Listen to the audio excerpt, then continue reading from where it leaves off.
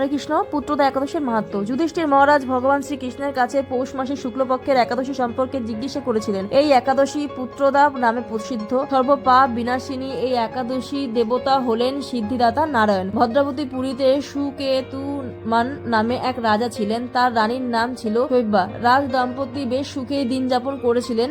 রাজবংশ রক্ষার জন্য বহুদিন ধরে ধর্মকর্মের অনুষ্ঠান করেও যখন পুত্র লাভ হলো না, তখন রাজা দুশ্চিন্তায় কাতর হয়ে পড়লেন। তিনি ভাবতেন যে পুত্রহীনের জীবন বৃথায়, তাই তিনি আত্মহত্যা করার চিন্তা করেছিলেন, কিন্তু সেটা মহাপাপ। তাই তিনি তখন বনে গমন করলেন।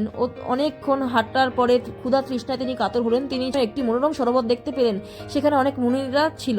সেই মুনিদের কাছে তখন তিনি নিজের কথা জানালেন। মুনিগণ রাজার প্রতি প্রসন্ন হয়ে তাদের সেই স্থানে আসার কারণ এবং পুত্রদা একাদশী কথা জানালেন। মুনিদের কথা শোনার পর যথাবিধি রাজা কেবল ফল মূলাদি আহার করে সেই ব্রত অনুষ্ঠান করলেন। দ্বাদশীর দিনে উপযুক্ত সময় পালন করলেন। মুনিদের প্রণাম নিবেদন করে নিজ গৃহে ফিরে গেলেন। ব্রত প্রভাবে রাজার যথা সময়ে একটি তেজস্বী পুত্র লাভ হলো। এই ব্রত সকলেরই পালন করা কর্তব্য। নিষ্ঠা সহকারে যারা এই পুত্রদা একাদশী ব্রত পালন করবে তারা নরক থেকে পরিত্রাণ লাভ করবে। এই ব্রত কথা শ্রবণ ও কীর্তনে অগ্নিটম যজ্ঞের ফল পাওয়া যায়। ত্রিলোকে এর মতো শ্রেষ্ঠ ব্রত নেই। এই ব্রতকারীকে নারায়ণ বিদ্বান ও যশস্বী করে তোলেন। হরি বল।